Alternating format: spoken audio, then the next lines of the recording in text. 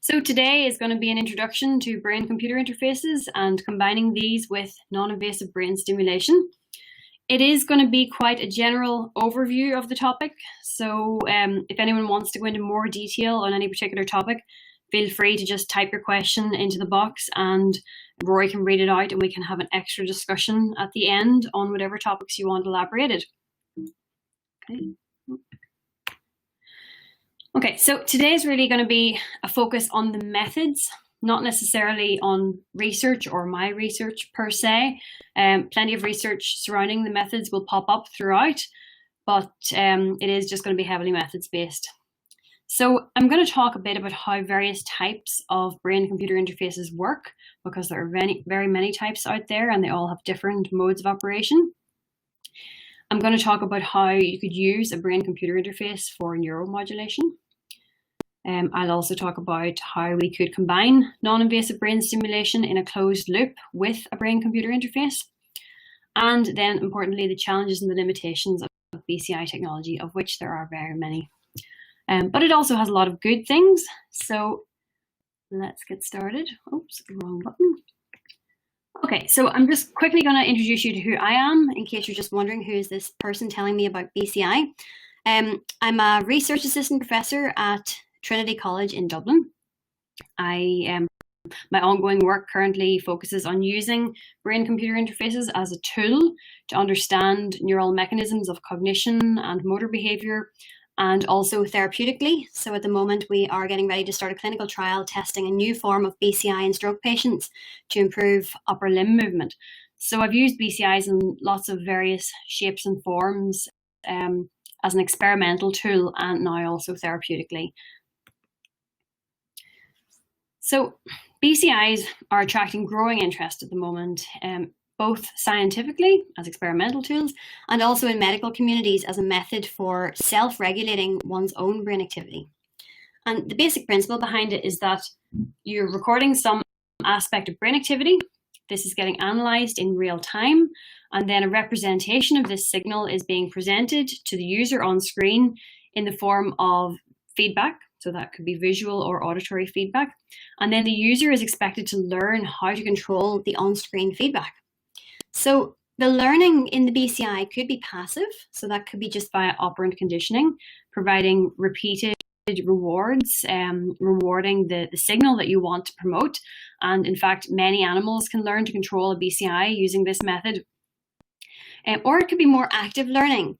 So by learning an explicit mental strategy that influences the feedback, and this does tend to be the case in most human BCI experiments, where people will actually report that they came up with a thought process or a form of imagination that actually helped to drive the brain-computer interface. So this schematic is just a very basic, oh, sorry, don't know if you lost my screen there, a very basic brain-computer interface based on EEG rhythms that are recorded from the scalp. So not sure if you can see my cursor, but this is the standard loop. So brain activity occurs. In this case, we were looking at right inferior frontal gyrus. That occurring brain activity is detected in real time using a mode of recording. So in this case, electroencephalography or EEG, recording the electrical fluctuations of the scalp. Some aspect of this signal is extracted. In this case, we were looking at the beta rhythm, so a frequency of brain waves between 15 and 30 hertz. So that is extracted from the signal and processed in real time. And here we were looking at amplitude of the rhythm. So that was calculated and then displayed to the participant on screen in the form of a game, where the amplitude of the rhythm was driving the height of this little bird. And the goal was to keep the bird in the sky and not let it touch the ocean. And of course, behind the scenes there, what that is doing is keeping the beta amplitude high and not allowing it to drop below the baseline values that we recorded during calibration. So the participant then learns how to change this signal. So over time, it can go from being a very small signal to being quite a large amplitude signal. So in fact, the brain activity is altered by the BCI, and the cycle continues, because then the altered brain activity is processed. This is driving the feedback, which is then altering the brain activity again in turn. and the cycle continues. So I wanted just to go over the terminology of brain-computer interfaces because there are lots of different ways that BCI can be referred to. So typically, brain-computer interfaces refer to whenever you're using the neural signals to drive feedback that requires decisions.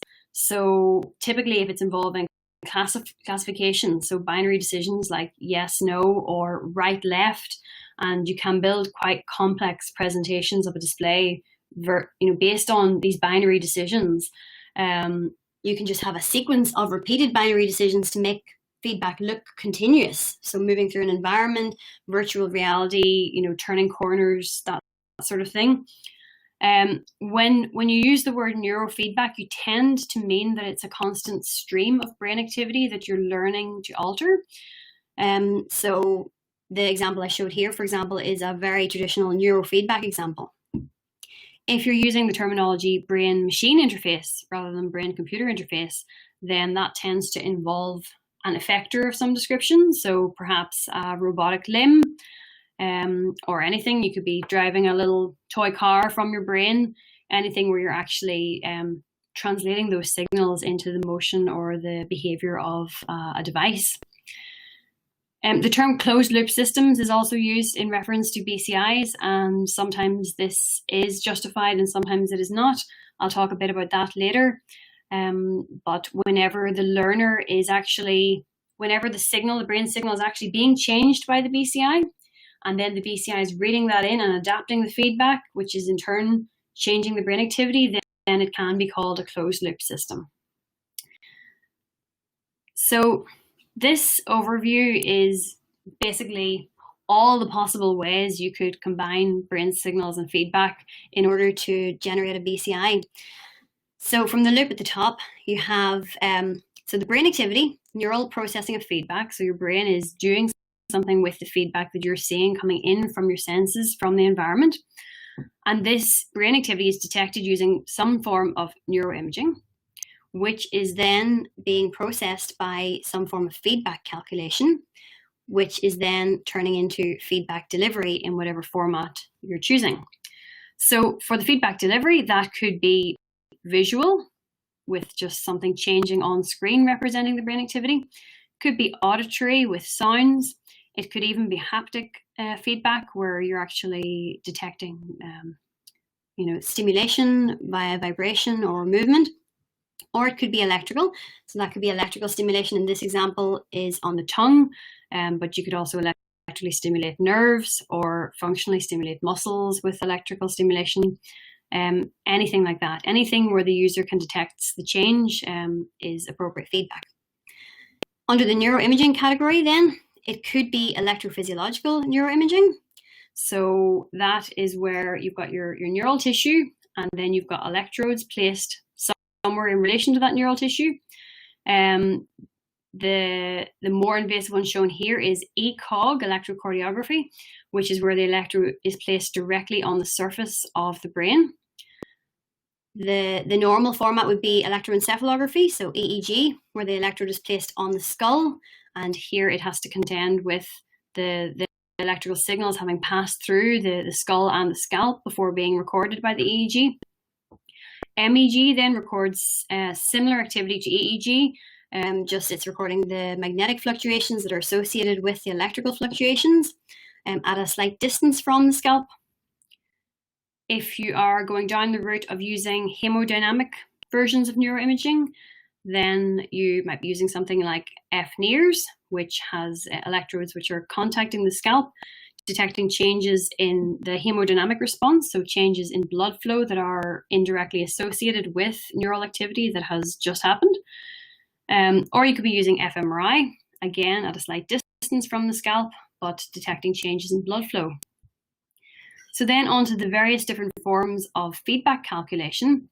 If you're using an electrophysiological method looking at the brain's electrical fluctuations, you may be using methods focusing on coherence.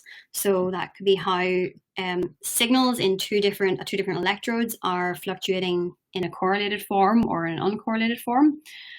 You could be looking at frequency aspects of the signal, perhaps using a fast Fourier transform, changing the signals from the time domain into the frequency domain, and then looking at activity patterns. Either you could be looking across the scalp or looking within one particular region.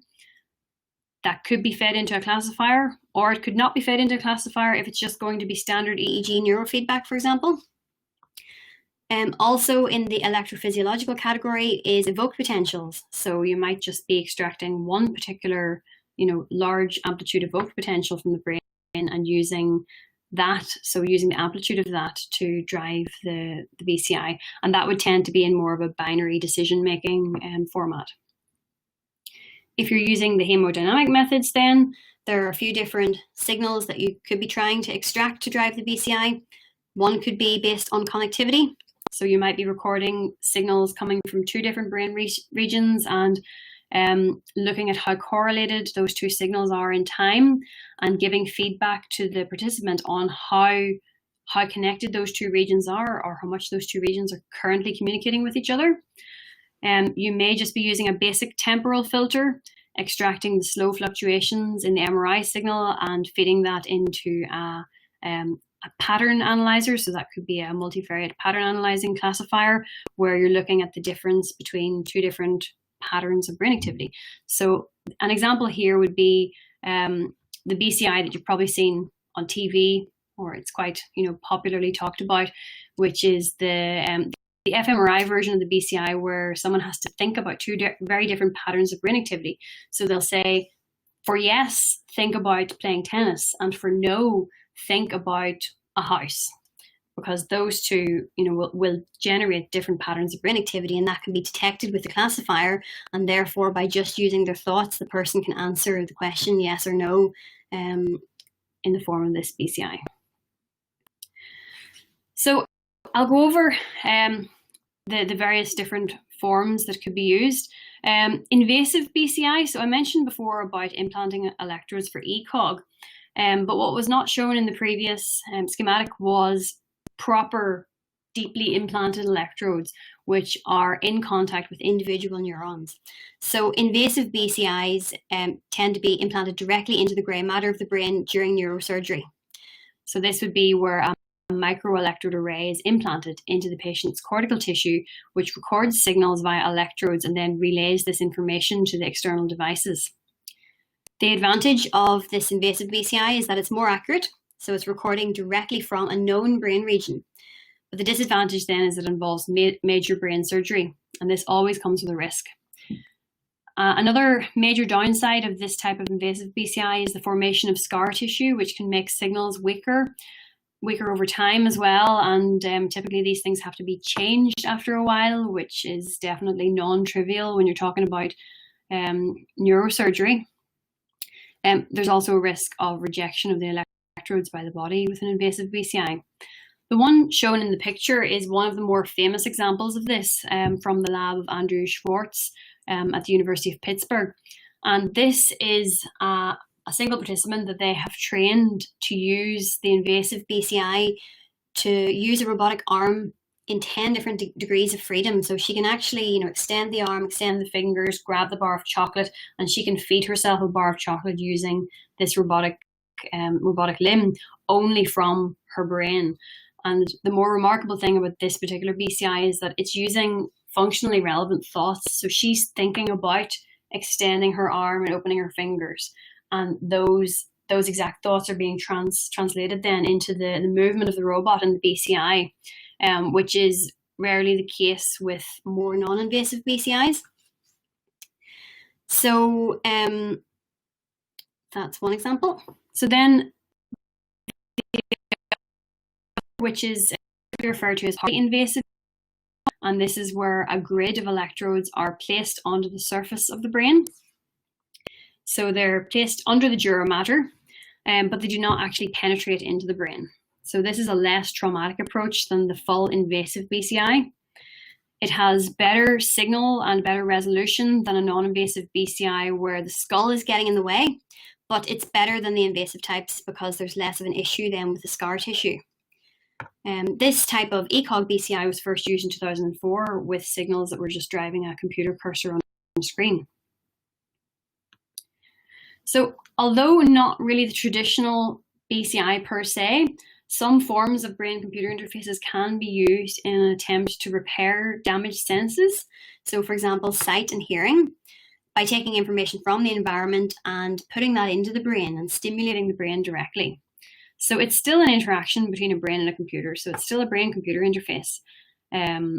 So in this example above, the camera would record visual information. It would be recording the visual scene, and it would send these signals to an array of stimulating microelectrodes in the visual cortex, which then reconstructs the percept of the scene. At the bottom then is cochlear implants, which are a more common application, which is where the auditory nerve is stimulated directly, taken from signals that are recorded by a microphone. So those were all examples of brain-computer interface, not necessarily neurofeedback. The term neurofeedback, as I mentioned, is typically reserved for when the feedback display is a continuous stream representing an ongoing neural signal.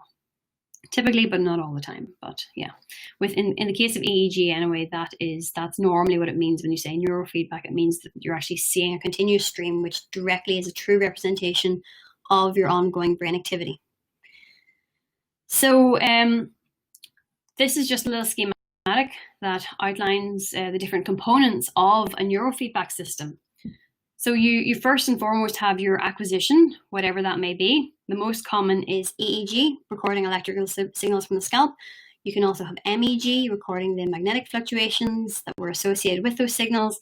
You could also have MRI or FNIRS, as I mentioned before. There is then an online data processing phase. And in this phase, the most important thing is to try to get rid of the artifacts. So those could be technical artifacts just coming from your hardware or coming from noise in the environment, or they could be physiological artifacts that do come from the person, but they're not from the brain. So the most common example here would be eye artifacts. And you have to then go through a process of trying to deal with those artifacts in real time. So that could be online rejection of that portion of data, or an attempt to correct that portion of the data for the eye artifact. Then the cleaned data should be moved onwards into a feature extraction process. And here, this will depend on what you're actually trying to get out of the BCI, and it's different for every application. So it could be data-driven, just looking at different patterns of brain activity, just kind of large scale, what's different in condition A versus condition B. Or it could be hypothesis-driven, that you know which electrode you're looking at. Maybe you've done a previous experiment showing a change of this particular region, and you want to modulate specifically that signal. So you would undergo a period of data reduction or data transformation then on the data. You don't want to just show them a stream of raw data. That may involve, and commonly involves, transforming the data from the time domain into the frequency domain with something like a fast Fourier transform or a wavelet analysis. And at this stage then, you might want to also use individualized features of that person's brain activity for the feedback. So if you are interested in frequency, for example, you might want to extract that person's peak frequency in the particular rhythm you're interested in. So if you're interested in alpha, for example, and that person has a more predominant peak at 10 hertz than the whole spectrum, you might want to give them feedback only on the 8 hertz rhythm. I'll talk more about individualization of BCI later. The next stage then is online feedback generation. So this could be a very simple feedback showing very true to form, just exactly the signal that is happening, exactly the change in the brain rhythm as it comes in. Or it could be getting more complex and multidimensional. So you might be trying to combine information from maybe you are trying to boost one signal while inhibiting another signal. Yeah, so it can be as complicated as it needs to be to answer your question. The final component then is the learner, the most important component. So the person who has to actually take in this feedback and learn how to change their brain activity in line with that. And the characteristics of the learner become very important here, because about 1 in 3 people cannot learn to use a BCI no matter how much training you give them. And there are many possible characteristics that might lead to this success, their motivation, their commitment to it, particularly their brain morphology. So it might just not be possible to record reliably the signal that you're interested in from that person, depending on the shape of their brain or the thickness of the skull or whatever it might be. It could also be their strategy. So perhaps this learner has a very ineffective mental strategy that they're using to try to control the BCI, and it's just not evoking the signals that you want to evoke. So neurofeedback systems like this have typically been used in 3 main ways, and one is as a therapeutic tool to normalize patient's brain activity that deviates from normal in order to try to enhance symptoms, for example. The second would be to try to enhance cognitive performance in healthy participants. So this would be like a peak performance training to try to better the current state. And the third would be as an experimental method. So it can be used in order to investigate the causal role of specific neural events, such as brain oscillations, for cognition and behavior. So I'll talk about some of those applications next.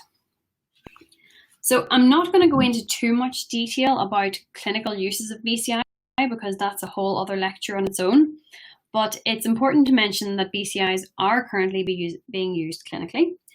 Many are still in the experimental phase. In fact, most are still in the experimental phase. But one example that I do want to talk about is the P300 speller example for ALS and locked-in syndrome. So ALS is amyotrophic lateral sclerosis, also called motor neuron disease. And the P300 speller is being investigated as a way to allow these patients to communicate. So it's based on an evoked potential recorded from the EEG, which is the P300. It's a signal that tends to represent a decision having been made. So the person is typically shown lots of flashing letters on screen, and they have to attend to the one that is the one they want to choose. So they're shown loads of different letters, and whenever they see the one that they want, the P300 is generated by their attention to it and by the decision to use that letter. And the BCI can detect that P300, and then the presence or absence of the P300 formats the decision of the system whether to choose that letter for spelling or not to choose that letter. So it tends to be fairly slow. I've showed a picture of Stephen Hawking, and I should point out that he actually did not use the P300 speller, but he would be the type of patient who this is geared towards. He had ALS. The challenge for P300 spellers in this type of BCI is they would need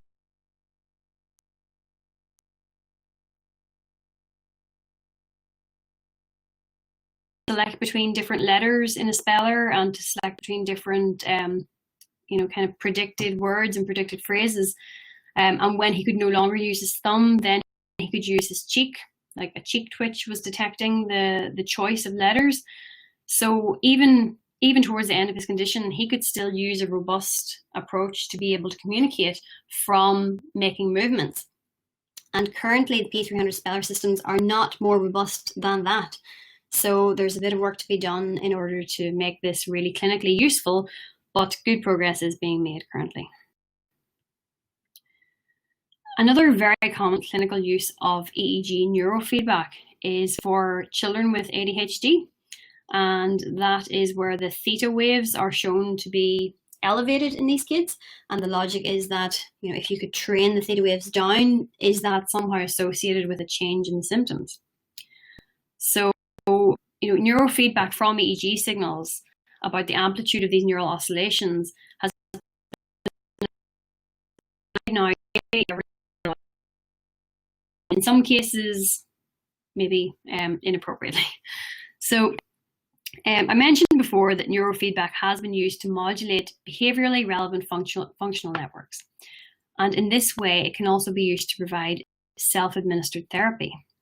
Now, of course, this is very appealing because it's non-pharmacological. It's a way to alter brain activity without taking drugs and then observe whether there's any changes in symptoms.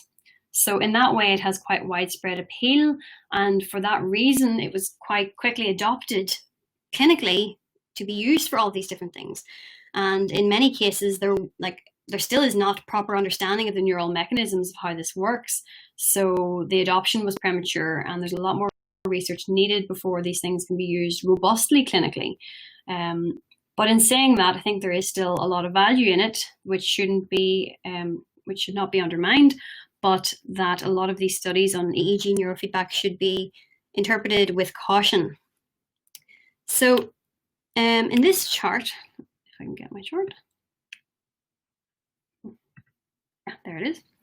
So the basic idea behind the EEG neurofeedback, it's based on this observation that in different psychiatric disorders, there are abnormal manifestations of brain rhythms in distinctive frequency bands. So shown here is the plot for schizophrenia spectrum disorders. I've lost my screen. There we go. Yeah, for schizophrenia spectrum disorders, OCD, and depressive disorders. And you can see that there are characteristically different patterns across the frequency spectrum compared to controls, which are the red line.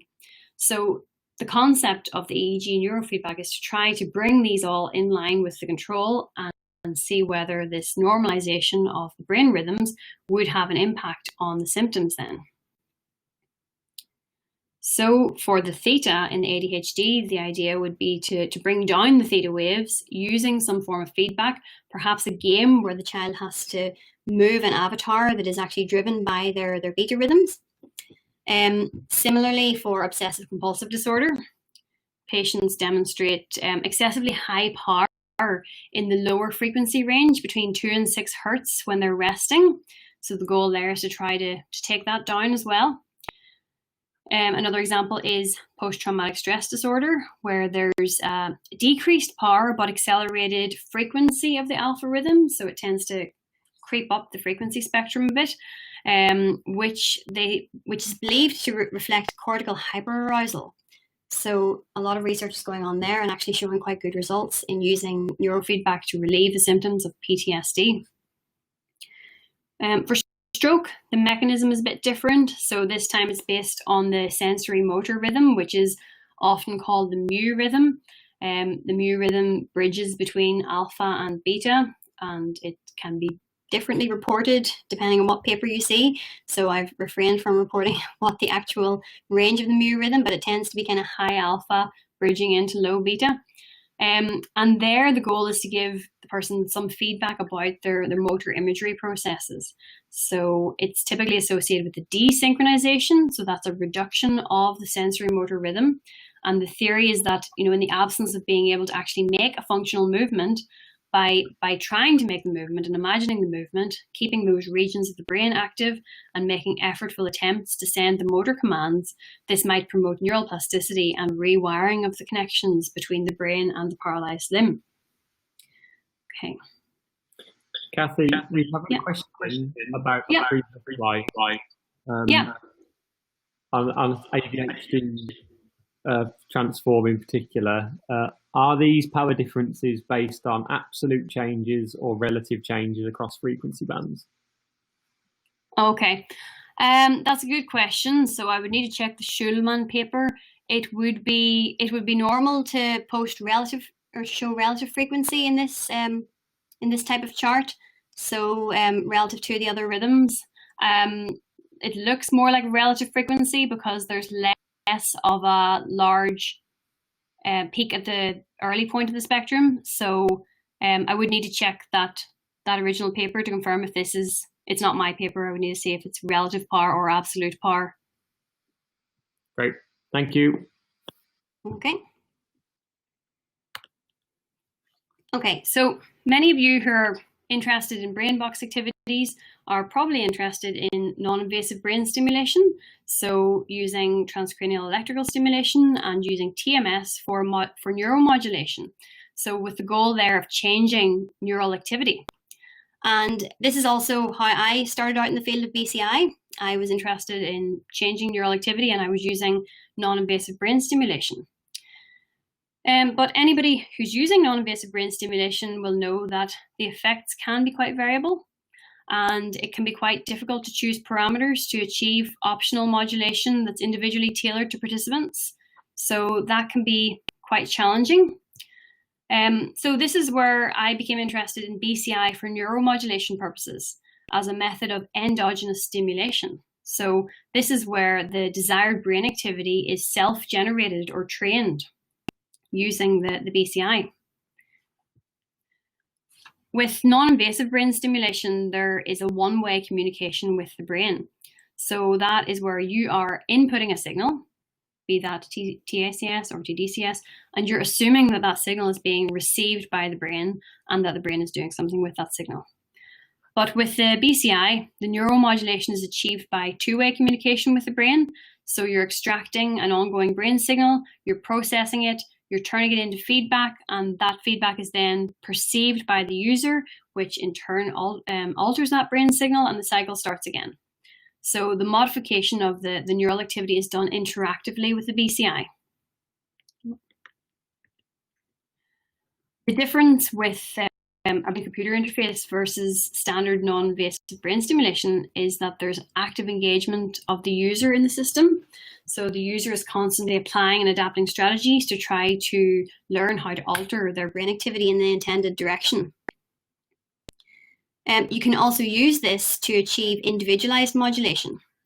So this is one of the key advantages of BCI, and that is the stimulation that's evoked is by its nature tailored to that particular individual because it's self-generated. So there's no issues with like a mismatch of parameters or with sufficient intensities to reach the brain if you're using external stimulation. So if you're training neural oscillations, for example, those neural oscillations will be at their own resonating frequency. You know, it's different when you're using something like TACS and you're hoping to match the ongoing frequency in the brain.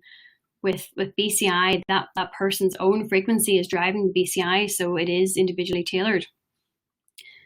Neurofeedback is also more effective when you are relying on individualized features.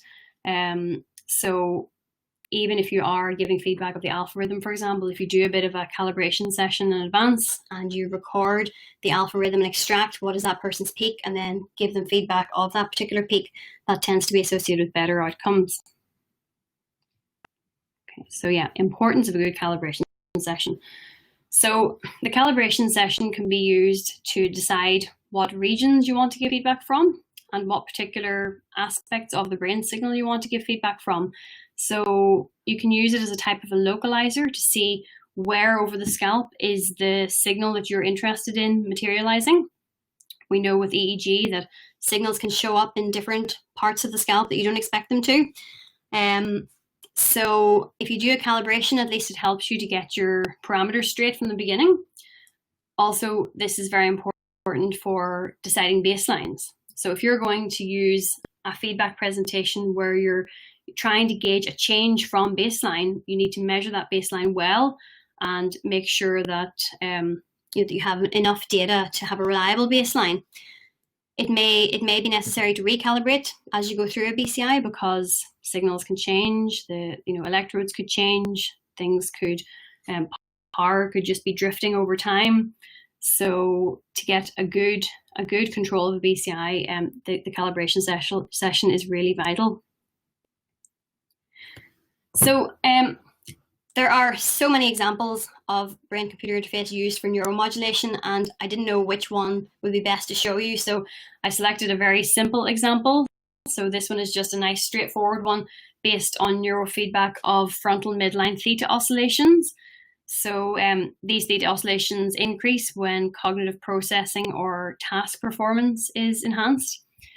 So the research question here was, would learning to increase these frontal theta oscillations functionally impact on behavioral performance in tasks that probe executive function? So the participants completed 8 sessions of an individualized neurofeedback intervention, and then they performed 5 different cognitive tasks measuring different aspects of their executive function. They had a pseudo feedback group who did not undergo the neurofeedback, they basically had feedback that was from a different participant, from a different session, with their own eye blinks superimposed. And this is a key consideration whenever you're designing your neurofeedback or your sham condition, because if the sham condition is not believable to the participant, then they will just give up and they will just think that, you know, it doesn't show anything. So you should always be showing the participant in advance what eye blinks look like, so they can actually see how that's having an impact on the EEG signal. But they also, in this case, included the eye blinks in the pseudo feedback. Also, that if they were, you know, so if they were trying to learn how to modulate it with the eye blinks, then that would show up. So the green was their neurofeedback condition, and the orange is the pseudo feedback. And as the 8 sessions went on, they appear to increase the amplitude of their theta oscillations. The differences in the frequency spectra appeared to be quite restricted to within the theta frequency band, and the pseudo feedback training did not show this modulation of the theta. And importantly, they showed that their experimental group increased in performance on tasks that measured proactive cognitive control, but not conflict monitoring or motor inhibition. So there was also a bit of a dissociation here where their behavioral effect was selective to specific aspects of executive function. This is another very simple example of EEG neurofeedback, an example where it brought about neuromodulation and behavioral consequences. So this time the goal was to increase alpha in the frontoparietal regions, and this time the change in alpha was associated with improved working memory and episodic memory. So they did 12 sessions. I don't know if you can see my cursor, but the top is their raw EEG traces. This is all raw EEG traces, but the top is at the beginning of feedback, where you can see just what a general raw EEG trace looks like, and quite low alpha power distributed across the whole head. But by contrast, on the same scale, by the end of training, after the 12th session, the alpha rhythm is actually visible. So you can see the 10 cycles per second here in the different electrodes. And you can see the plot across the head, that this is the pattern they wanted to achieve. They also show across the other frequency bands, and the thing to note here is this line appearing around about 10 hertz, which is the increased alpha towards the end of their training, which is not there at the beginning of the training and is just starting to emerge somewhere in the middle of training. So this was also quite a large sample size, so I think it was about 50 participants, so quite a good example to show. So there are many other examples. So it's been used a million times to try to induce neuromodulation and impact on behaviors. Things like boosting visual attention, curbing mind wandering, improvements in tasks that require mental processing or internal processing like mental rotation. So I just chose a few very basic examples to get the general idea across. Okay, so moving on then to combining brain-computer interface with non-invasive brain stimulation. There are a few different configurations in which you can combine these two techniques, which I will discuss some of now. So traditionally, non-invasive brain stimulation kind of treats the brain as a black box, ignoring the internal state at the time of stimulation. But of course, we know now from increasing body of research that the brain's internal state at the moment when you apply the stimulation interacts with the result that you get. And in fact, this point might actually explain the variability in results that are achieved from non-invasive brain stimulation. So it's becoming increasingly clear that for optimal results, the internal brain state should be known and ideally controlled for a more predictable result. So this is where brain state dependent stimulation comes in, which is where there is detection of the brain activity with a brain-computer interface. So this allows you to present stimuli to a participant that is timed by the brain activity. So brain state dependent stimulation. It provides a new avenue for investigating neural substrates of cognition and behavior. It is often equated to closed loop stimulation, which is not justified in most cases, and I'm going to explain that to you in just a second. Okay, so this was quite a good schematic from Bergman 2018, which I thought explains it all in a nice, concise way. So a closed loop system, in the strict sense of the word, continuously monitors a specific parameter of the system and adjusts the control signal accordingly to modulate the parameter. So this is kind of like how a thermostat works, where the thermostat is constantly sampling the room temperature, and then it is changing the water influx to the radiator in order to change the temperature in the room, but then it's also sampling the temperature of the room, and if that is changing because of the instruction that it gave, then it changes its instructions. So it's a true closed loop system whenever you actually cause a change and then detect that change, which in turn causes another change in how the system gives the feedback. So this is just how traditional non-invasive brain stimulation works. So treating the brain as a static black box, disregarding the internal state. So this could be the case for the reason why we have such variable stimulation effects. But by contrast, by treating the brain as a dynamic system, this might actually help to reveal the different state-dependent effects. But you tend to see that effects are more homogeneous than within states. So there are distinct states, and if you take these into account, you notice that effects become more predictable. So this is the open loop brain state independent version, which is typically traditional brain stimulation.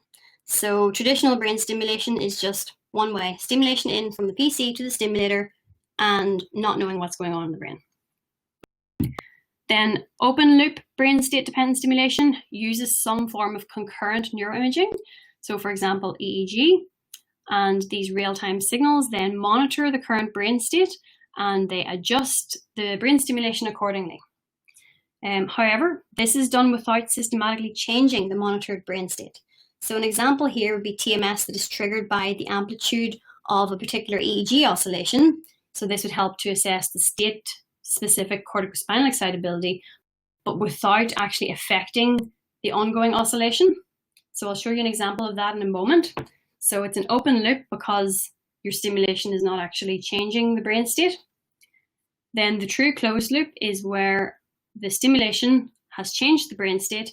That change is being detected by the monitoring system, and that is changing the feedback, which is changing the stimulation, which is then changing the brain state.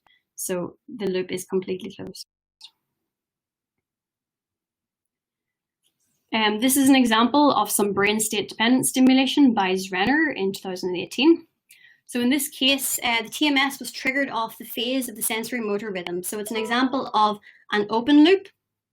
The TMS was timed, I'm not sure if you can see this, but the TMS was timed off the different phases of the ongoing alpha rhythm. Oh no, maybe it was the beta rhythm. Was it the beta rhythm? Gotta get this right. Oh, it was the mu rhythm, so the sensory motor rhythm.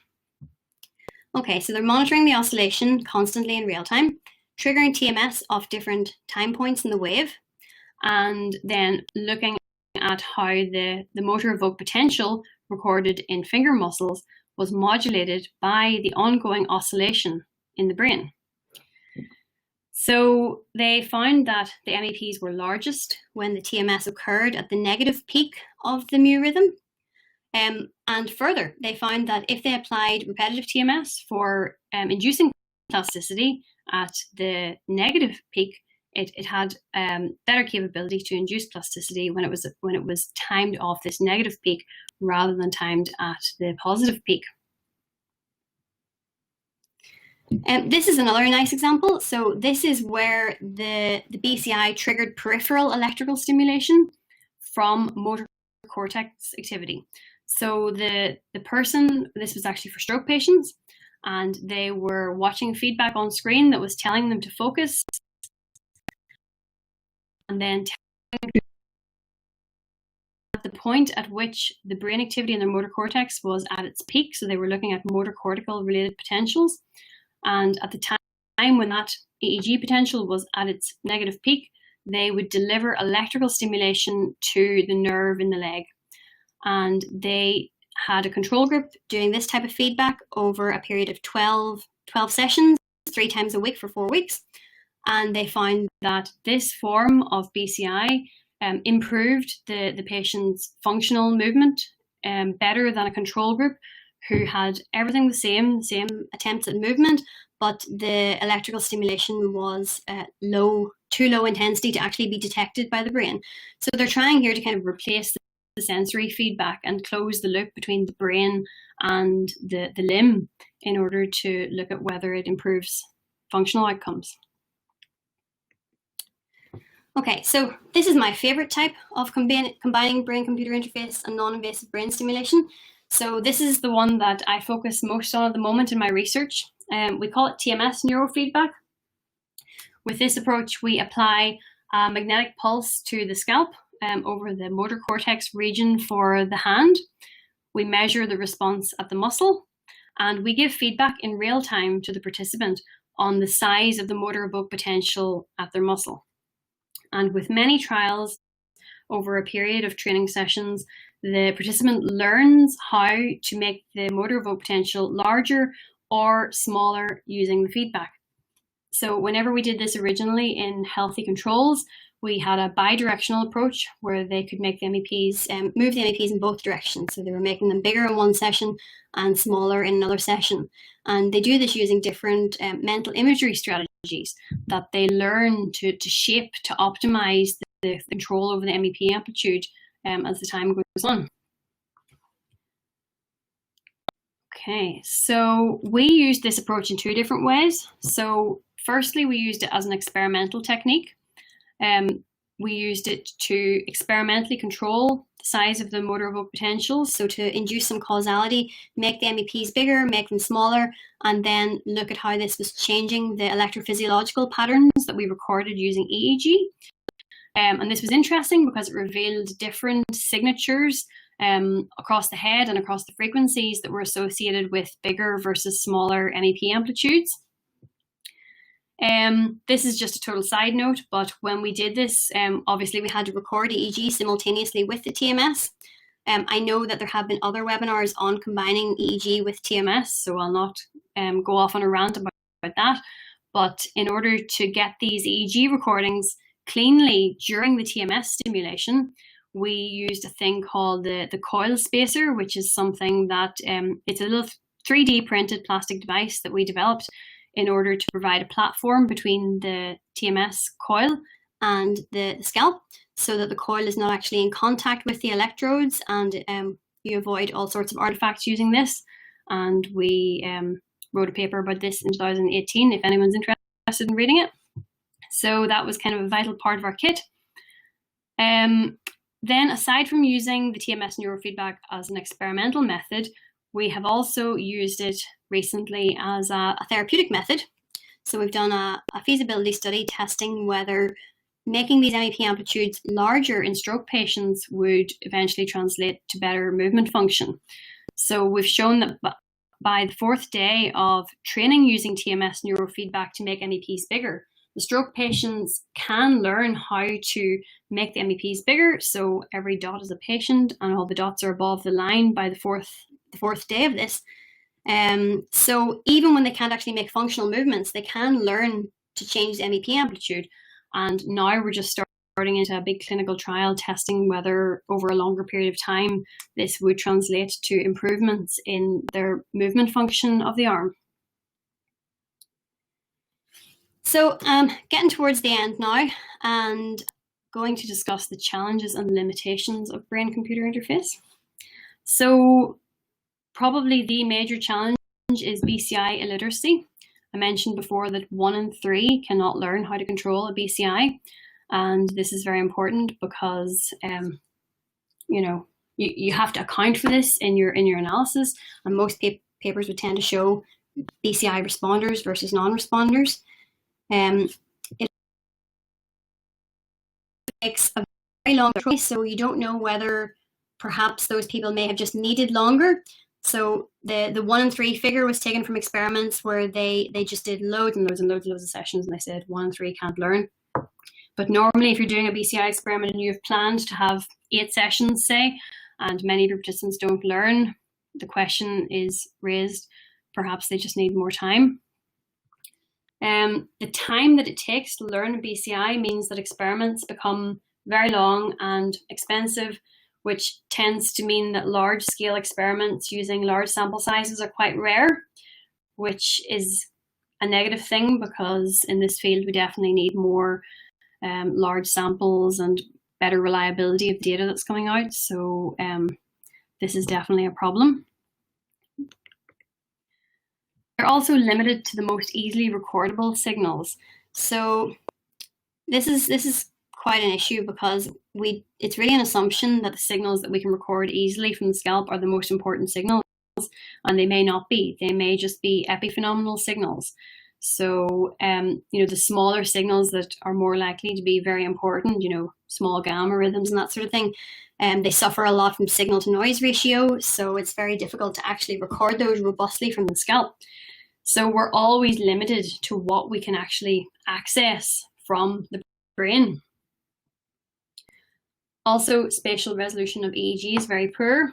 I know there are other methods of BCI, but EEG tends to be the most widely used one, just because of the ease of use and the availability of EEG systems. But with EEG, we're always, we're never really quite sure where the signal has originated from. Online source localization is a very challenging field. I know there is work going on, obviously, to try to figure out ways to do this online source localization, but it's just not quite there yet.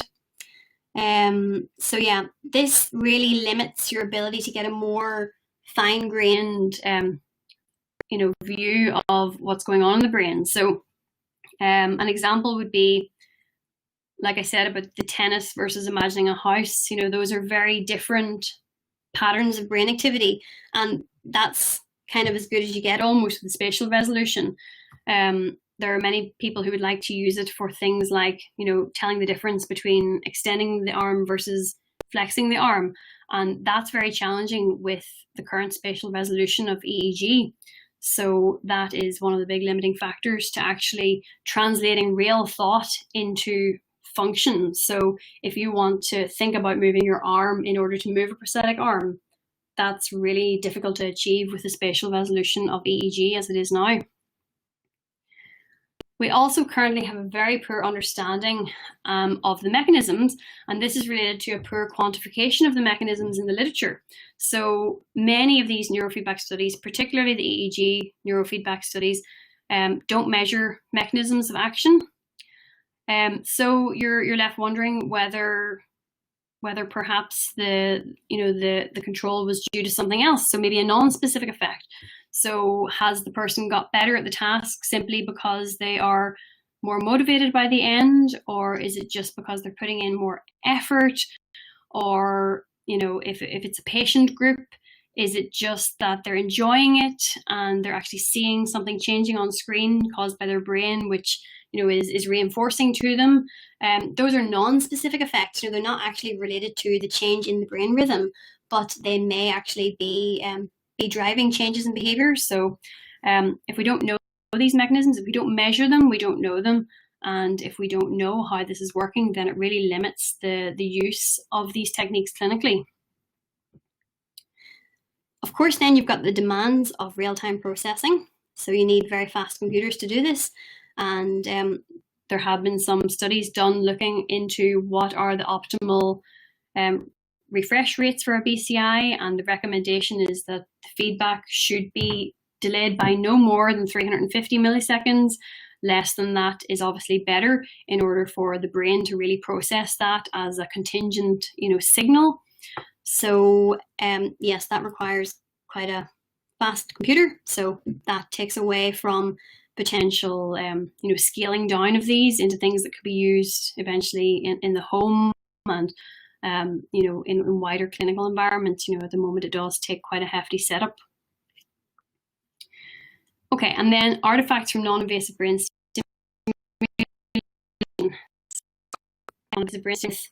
EEG or with any form of neuroimaging knows that the non-invasive brain stimulation causes a lot of additional artifacts. And then if you're going to do that in the context of a BCI, you have the additional problem of real-time processing. So it's really the perfect storm when you're trying to remove artifacts in real time, and quite challenging artifacts to remove even offline. So thank you for listening. I hope I didn't bore you too much. I'm happy to take questions now if anybody wants to go into any more detail on any of the things I discussed. So handing back over to Rory, if you're still there. Yep, I am still there. Great. Thank you so much. Really, really clear, really cool stuff. We really appreciate it. We have got a few questions. I did leave quite a few to the end because they were quite general ones as opposed to specific stuff you covered in your slides.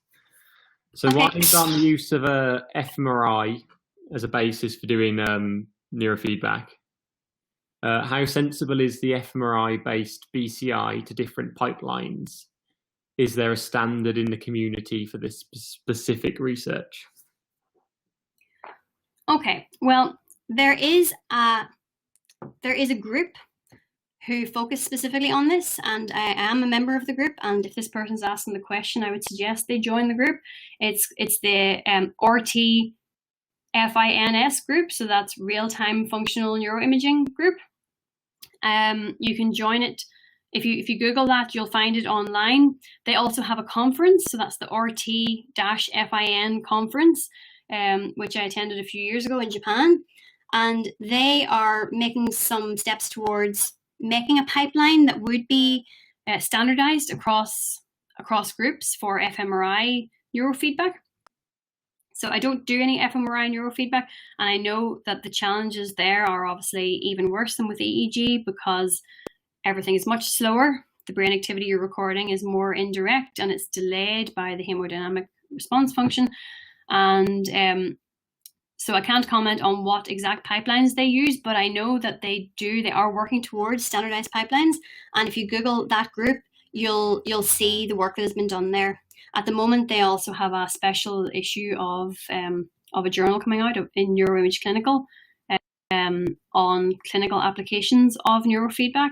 So yeah, they're quite an active group, and I think if you search that, you'll find the information that you need. Brilliant. Thank you. Another one,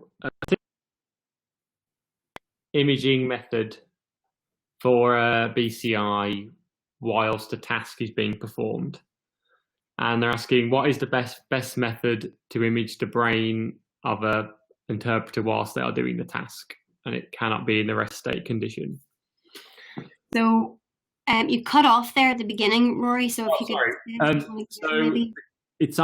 Question was on choosing the best imaging modality for BCI, specifically when the participant is completing some form of task, so they're not at rest. And the question was, what is the best method to image the brain of an interpreter whilst they are doing a task, and it cannot be a rest state condition? Okay, well, it's hard to say what is the best method. You'll obviously be limited to what's available to you depending on the task that you're doing. Certain tasks maybe can't be done inside the MRI scanner or inside an MEG machine. If you're looking at neural oscillations, obviously MEG is a bit better than EEG for spatial resolution, and there have been very successful MEG brain-computer interfaces. But if your application requires that the person is, freely able to sit in your lab, then it's going to have to be EEG. I really don't think there's any best application. Obviously, the ones that have better resolution and better signal to noise ratio are the ones that are more invasive. So, and yeah, during your task, it would depend on the task. A lot of these things can be done during a task. If it's just a cognitive task, then you can do that while recording EEG, for example. That would really be depending on what you're measuring. It's hard to say what is the best neuroimaging method for BCI. EEG is pretty convenient, and also there are a lot of tools out there for setting up brain-computer interfaces using EEG, so it's quite a good starting point. But some of the other neuroimaging modalities have better Hope that helps. Brilliant. Thank you. That is a difficult question. I concur. So this one now, it was about your TMS neurofeedback using EMG to looking at MEP amplitude and then using that as a basis for training. About TMS neurofeedback, how can you control that the subject just not contracts or relaxes the muscle to modulate the MEP amplitude? Yeah, so that is the most common question I've ever been asked on this. And of course, when we were publishing it, also one thing that we had to demonstrate inside out that was not affecting the size of the MEPs. It was a key consideration from the very beginning of the design of the protocol. So every single trial of TMS neurofeedback begins with like a traffic lights display. So imagine 4 traffic lights that are flickering in real time depending on the background EMG in the muscles that we're interested in. And also even muscles that we're not interested in, because not only did we want to control for the target muscle that we were giving feedback from, but we also controlled from other muscles, nearby muscles, and the same muscle on the other side, on the other limb, like the opposite limb. And the reason for that was in case they were squeezing the other arm, because we know that may facilitate the MEPs in the opposite limb. So the participant first had to get the traffic lights completely green, and they had to stay green for 5 consecutive epochs of 100 milliseconds before the trial would even start. So the participant learned that there was absolutely no way to use the background EMG. We did have to go back and, we show this in the paper, and we show a lot in the supplementary material as well about background EMG. And it's clear that, they actually, in the beginning, they first start to try to use background EMG. So if we do see background EMG, it tends to be at the beginning when they're thinking, okay, maybe it's not even explicit that they're thinking, oh, I'm going to ruin your experiment by squeezing my muscles. It's more just that it's very difficult to imagine something without actually making the movement. So if you're trying to imagine, a movement like this, which is what they were doing, it's quite difficult to do that without making a low-level contraction. So that's why we showed it throughout. So they learn very early on that they can't do that. And then we find that they don't even try to do it for the rest of the sessions.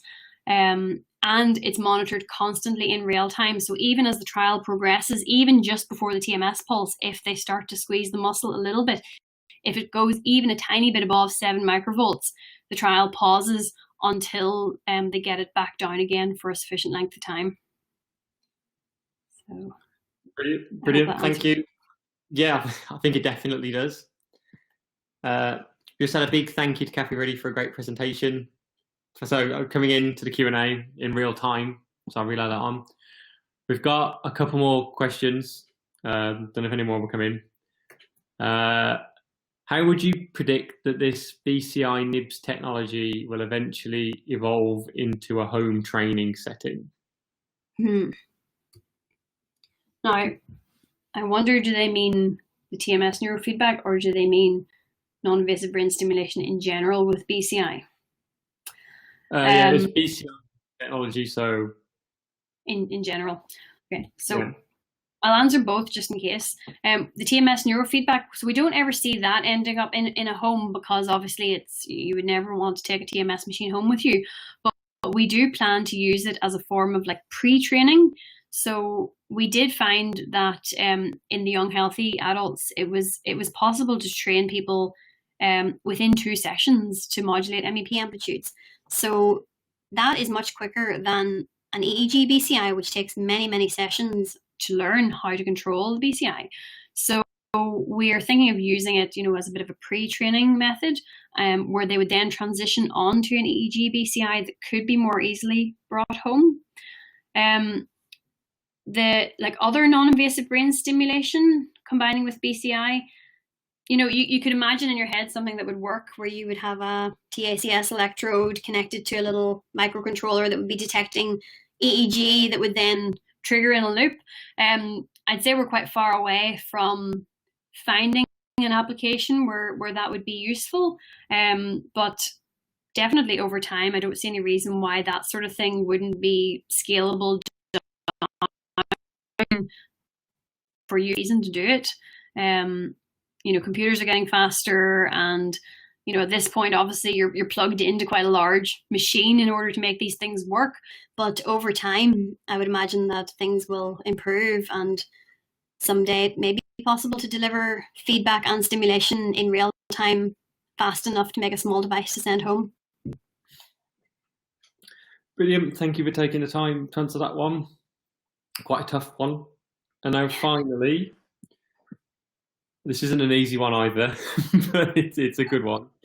If you were about to build an Eeg Knibbs loop system, would you focus on an algorithm capable of learning about individual Eeg features, i.e. one based on machine learning, or would you focus on a predictive algorithm that could predict certain features? Okay,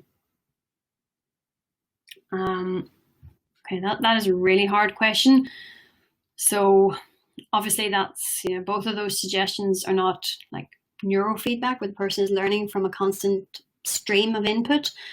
The machine learning approaches are very popular at the moment in brain-computer interface. So now, having not tested those two suggestions that the person is asking about, I couldn't make an informed decision on that.